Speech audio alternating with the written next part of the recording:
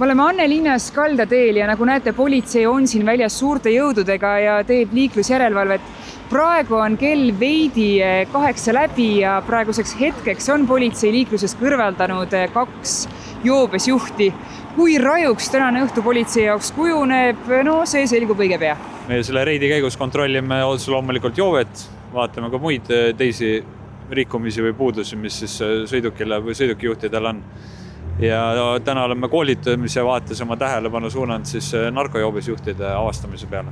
Kokku võttis politseireidist osa umbes 30 politseiametnikku ja abipolitseinikku.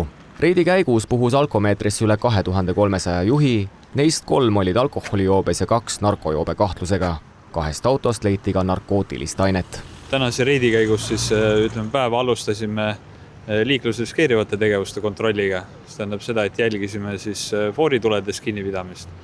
Ja uue lahendusena võib-olla katsetasime drooni siis liiklusjärelevalves.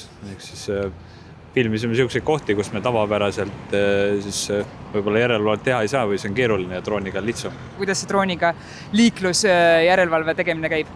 Ja täpselt nii, et drooniga fikseeritakse rikkumised ära ja eemal siis ikkagi peatame kinni ja vestleme siis inimestega. Et see on siis efektiivsem kui selline niisama 2 autoga kuskil erinevates kohtades liiklusjärelevalve? Ei, ta pigem on mõeldud nende kohtade jaoks ja rikkumiste avastamiseks, kus on keeruline siis kas autoga järelevalvet teha või muud moodi siis rikkumisi fikseerida. Samuti tehti ka reidi käigus 8 suulist hoiatust ja 30 lühimenetluse otsust. Sealhulgas oli foorinõuete rikkumisi, turvavarustuse mittekasutamisi ja muud säärast. Selle aasta jooksul oleme liiklus kõrvaldanud pea 200 siis narkojoobe kahtlusega juhti. Ja see on siis olnud Tartus ainult? Ja Tartu politseijaoskonna poolt.